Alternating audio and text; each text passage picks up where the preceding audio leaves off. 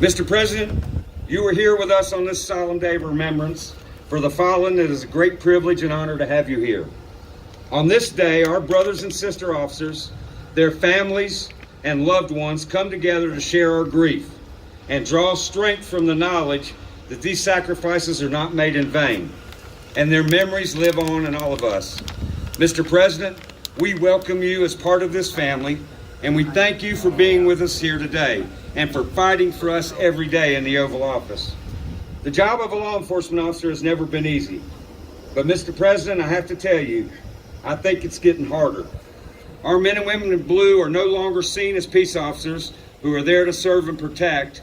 Instead, we have become targets of scorn and disrespect, and all too often of violence. But Mr. President, you have never wavered in your support. Your strong commitment to keeping our nation safe, our communities safe, and our officers safe is deeply felt, and we could not be more grateful than to have you with us here today and set that example for all to follow. Mr. President, we hope soon to be sending you the Protect and Serve Act, which will impose federal penalties on those who target or ambush law enforcement officers. The House passed this bill 1 year ago, and we hope to pass it again soon. In pledging to protect and serve, they willingly place themselves in harm's way. But now, harm is seeking them out, and it must stop. And we know we can count on you to be there for us, and we could not be more grateful, and thank you for your attendance at this service. Brothers and sisters, our survivor families, distinguished guests, and all Americans, please welcome President Donald J. Trump, President of the United States.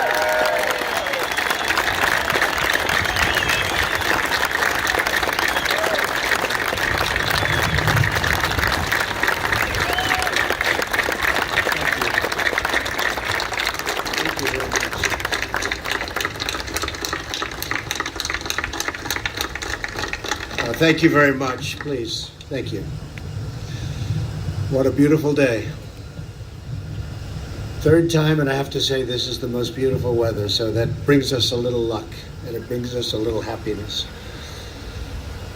Chuck, I want to thank you for the great job that you've done. Your devotion has been incredible. I've known you a long time. We work together, and congratulations. Really are doing a fantastic job. Thank you very much. Thank you.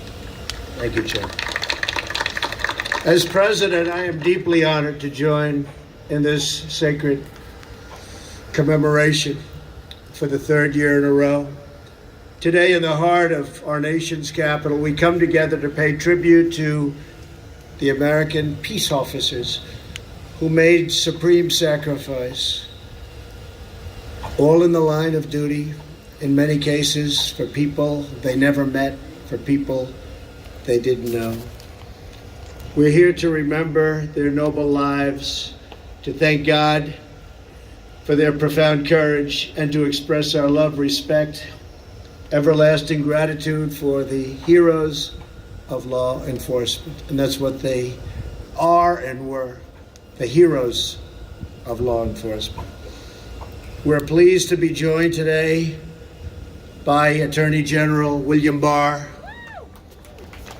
doing a great job. Secretary Acosta, Secretary Chow, and Acting Secretary McAleenan. Thanks also to the members of Congress in attendance, of which there are many, and to the leaders of the Fraternal Order of Police, including Jim Pasco, Linda Haney, and Chaplain Wiggins. To all of the families of our fallen officers, our whole country is praying for you, embracing you, and pledging to you that we will never, ever leave your side, never disappoint you. Your loved ones were extraordinary and selfless Americans who gave everything they had in defense of our communities, our children, and our nation. These brave heroes did not put on the uniform for praise or for glory. They wore the badge because it was their duty, their calling, their noble purpose to serve, protect, like nobody has ever done it before. They embodied our highest ideals and greatest aspirations. They were the very best of us. There was nobody close. Today, we engrave their memories into our hearts and inscribe their names into the eternal roll call of American heroes. In honor of the fallen, we pledge to always support their brothers and sisters in blue. We stand firmly, strongly, and proudly with the incredible men and women of law enforcement.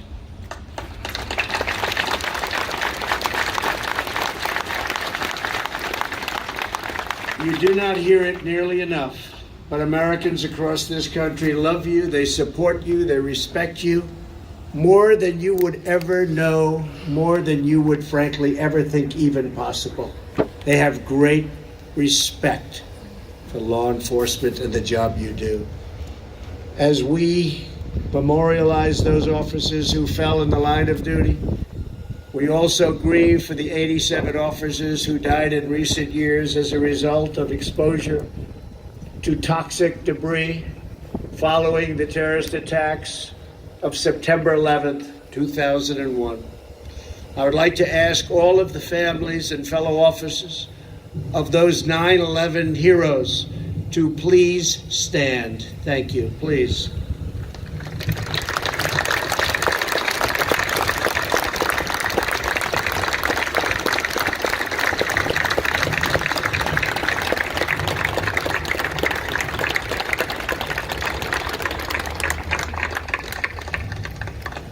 Thank you very much. I can tell you I live in that city and lived in that city during that time, and the job they did was incredible.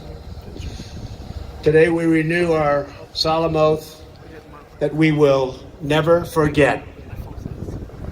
Before we read the names of the fallen, I want to share a few of the stories that exemplify the courage of those we honor at this ceremony. Last year, America lost two extraordinary officers from Brookhaven, Mississippi, Patrolman James White and Corporal Zach Moak. James asked his mom to sign a waiver so he could enlist in the Army National Guard at the age of only 17. Nearly 18 years in the military, James became something that he always wanted to be, a police officer. His teammate, Zach, spent time caring for his nieces and nephews and family. On days when he worked the night shift, he would tell them, "While you were sleeping, I will always be watching over you." Last September, James and Zach responded to a report of shots fired at a home.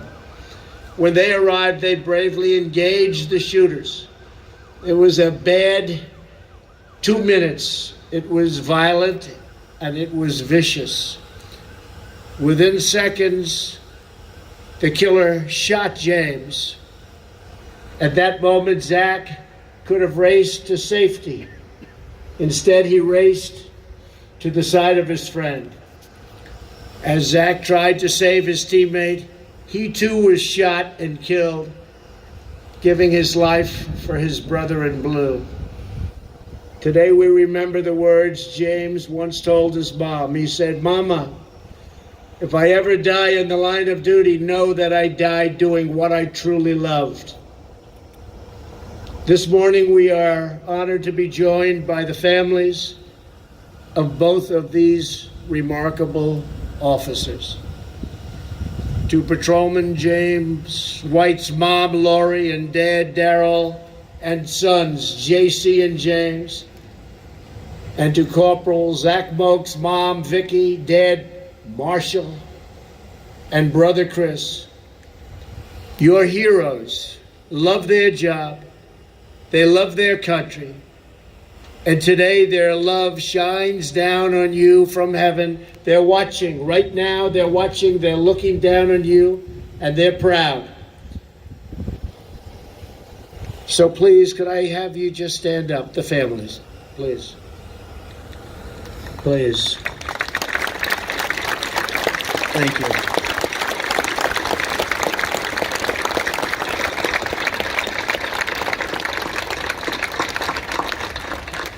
Thank you very much.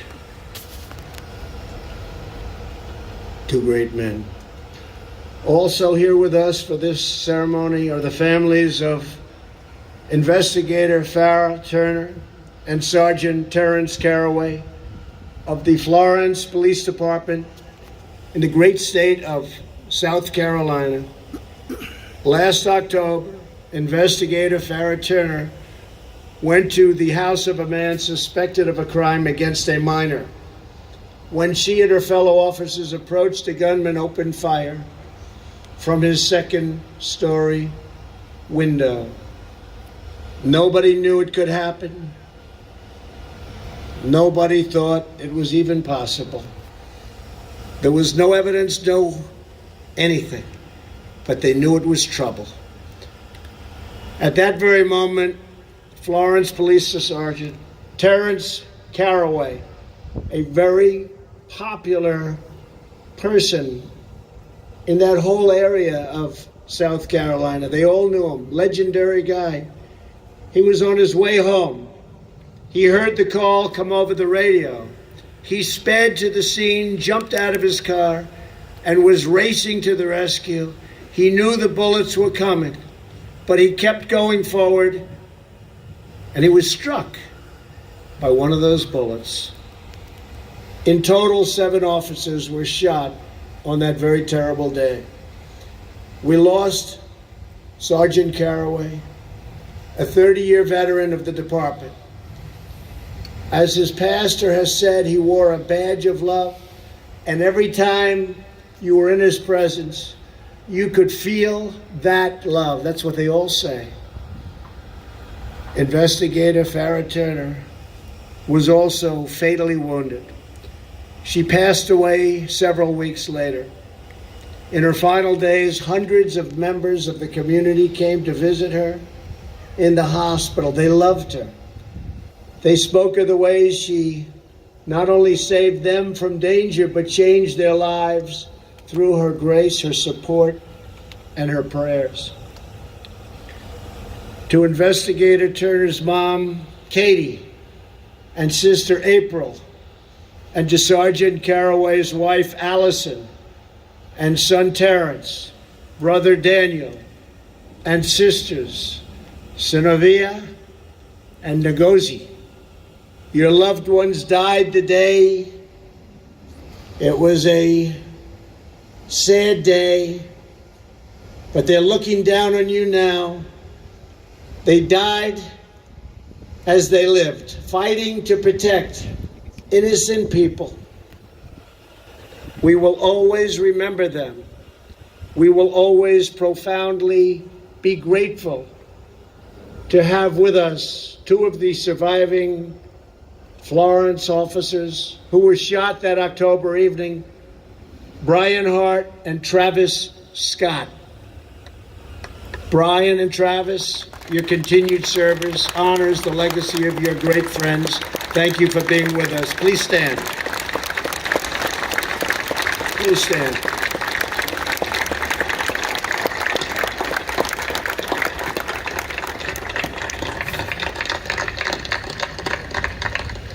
Thank you very much. Thank you for being here. The ambushes and attacks on our police must end, and they must end right now. We believe that criminals who murder police officers should immediately, with trial, get the death penalty, but quickly. The trial should go fast. Yeah! It's got to be fair, Yeah! but it's got to go fast.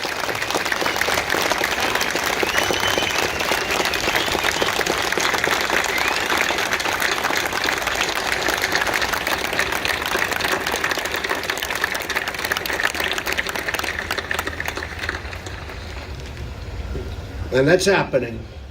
Fair but fast, right? Fair but fast. In the year before I took office, the number of officers killed in ambushes rose to the highest level in nearly 30 years.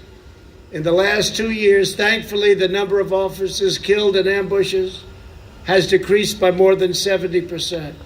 I'm very proud to have sent to all of the police departments all over the country hundreds of millions and even billions of dollars worth of military equipment that wasn't being used. Beautiful, wonderful, safe, great equipment that wasn't being used. And other administrations didn't want to send it. Someday you'll explain that one to me. But it's been sent and it's been used, and I've had so many people tell me how happy they were and how many lives it saved. We'll never back down when it comes to protecting our police, ever. Ever. In my administration, we strongly condemn hateful anti-police rhetoric, and you're hearing it. You're hearing it. We don't understand it. We don't think it's even possible that they can think or feel this way. But there are some people out there that do. In recent years, another dangerous trend has begun. A number of prosecutors in cities such as Philadelphia and Chicago have decided not to prosecute many criminals who pose a severe threat to public safety and community well-being. Every prosecutor takes an oath to uphold the law, not to advance a political agenda. Yeah!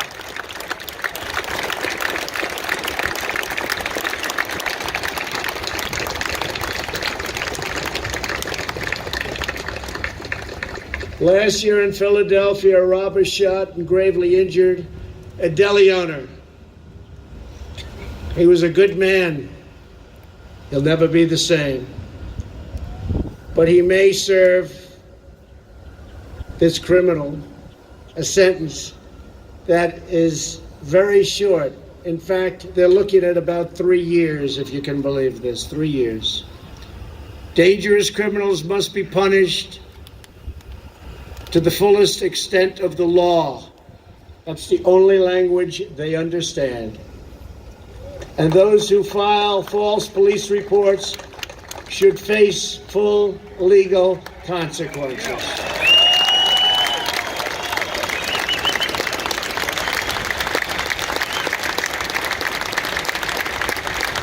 Every American child deserves to grow up in a community that's secure and safe from violence and free of fear. Here with us today is the family of California police officer Ronell Singh. I've got to know his family.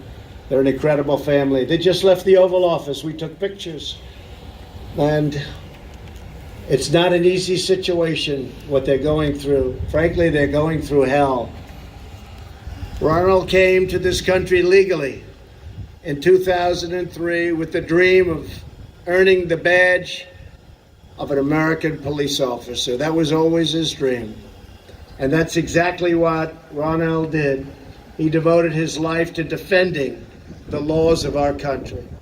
On Christmas night, he took a picture in front of the family Christmas tree with his beautiful wife, their beloved son, and Sam, their loyal police dog. It's a picture that all of us saw. I remember it so vividly. I'll never forget it. I didn't know I'd get to know the family and greet the family and show the family the Lincoln bedroom at the White House. I didn't know that. But it's an extraordinary family. But I'll never forget the picture. Then Corporal Singh headed out on duty, which he loved, to protect and to serve. You all know the story, because hours later he was gunned down and killed during a simple traffic stop. He was a vicious killer, this man that crossed into our country from the border just a little while before. A vicious killer that could have been kept out with border security, with the wall, with whatever the hell it takes. Could have been kept out.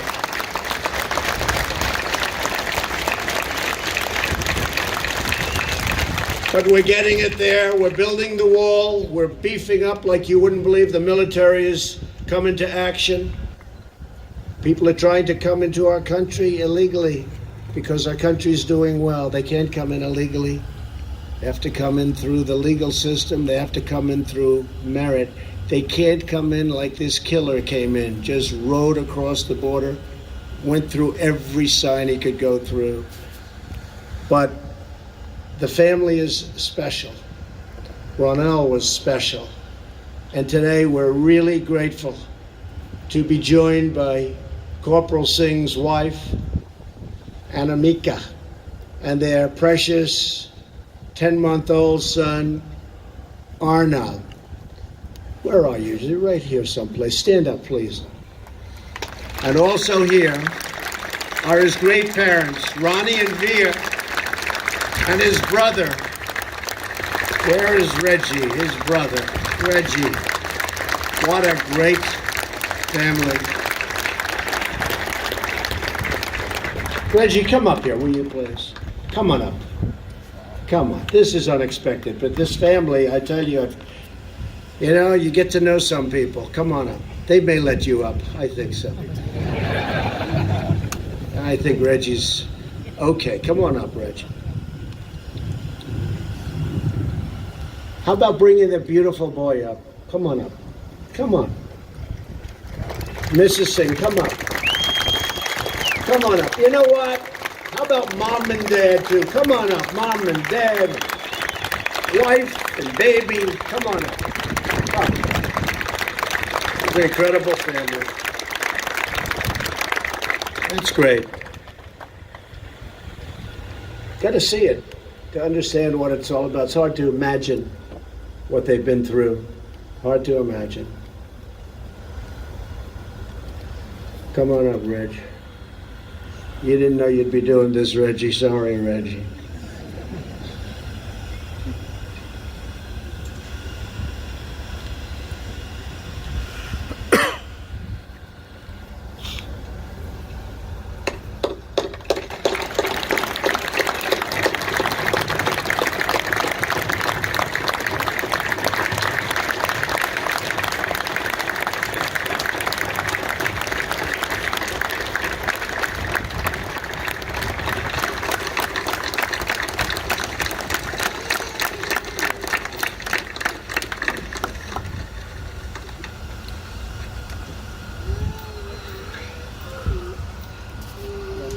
I am the brother of Corporal Ronell Singh. I'd like to thank every single law enforcement officer over here. What you guys go through, I heard stories from my brother. This man over here, the Singh family supports him. Whatever he's doing for the law enforcement, we support him.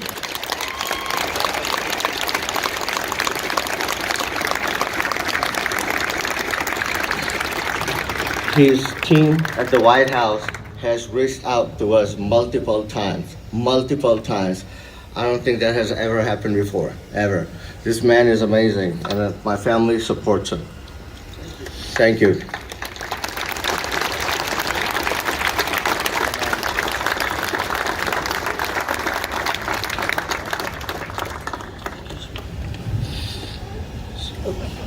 So cute. Thank you very much, folks. Thank you. Please.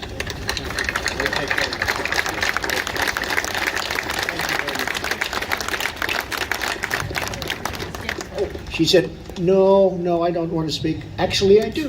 I like that. I think it's great.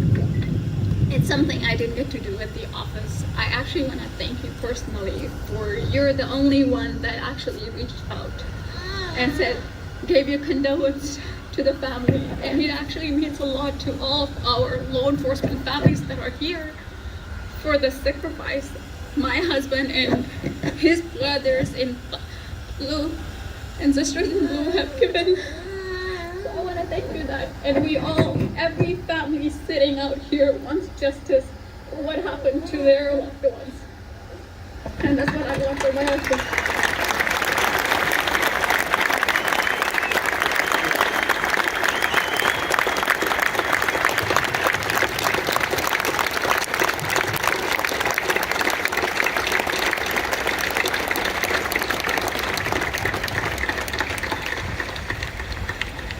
Thank you very much. So beautiful, such a beautiful family.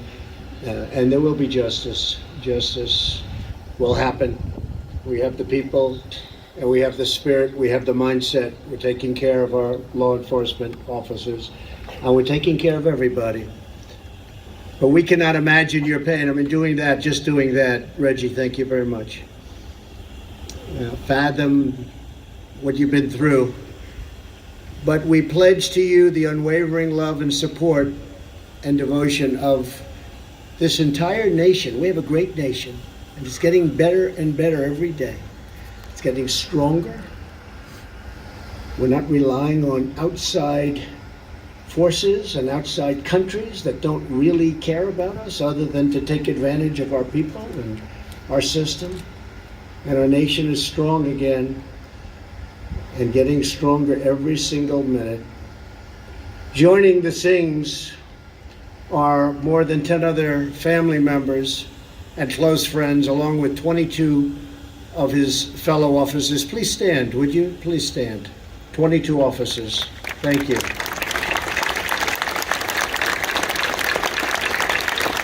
So was he as great as they say? Huh? He was. He was. I had a feeling you might say that. He was. That's what I hear from everybody. Good. Thank you very much for being here. We appreciate it.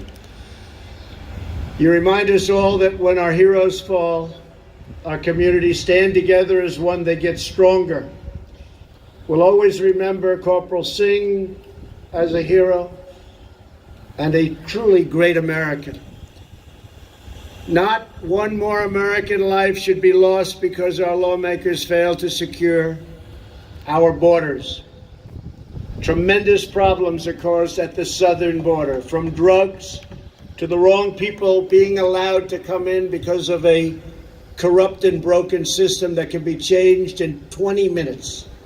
20 minutes if they want to change it. In the meantime, we have to do it the tough way. And there's no reason for that.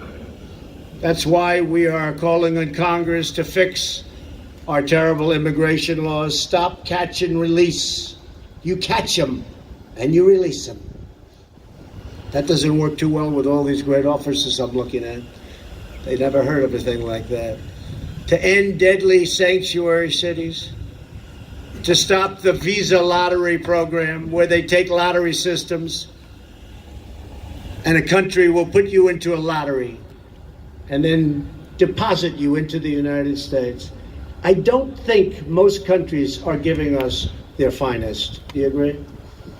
And that's what's happening. And it's causing tremendous problems with crime and other things. And I have to tell you, Border Patrol and ICE and just law enforcement in general, the job they've done and the job they're doing is incredible.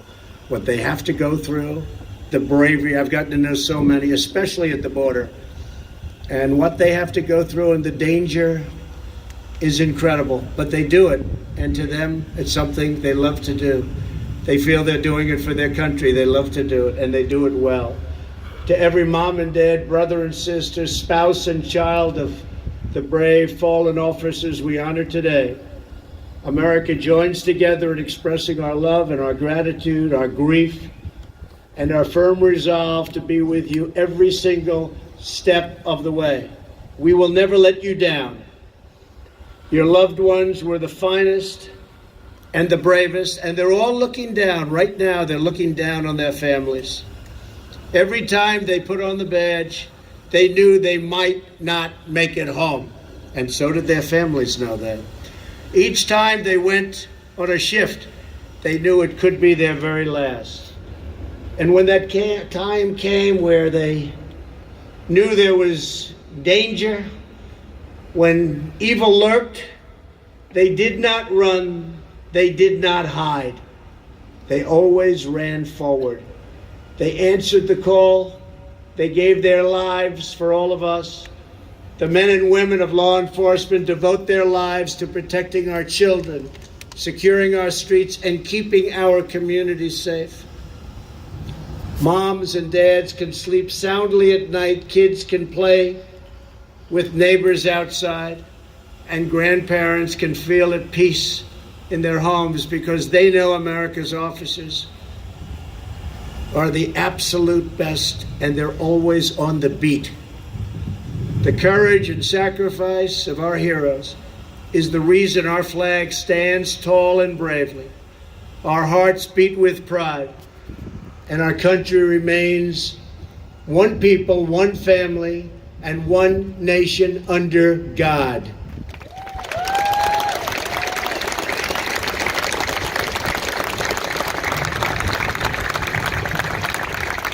Today we thank you, we honor you, and we forever cherish the memory of our fallen men and women in blue. You are very special people. There's nobody like you, nobody. God bless you, God bless our law enforcement, God bless the fallen, and God bless the United States of America. Thank you very much. Thank you. Thank you.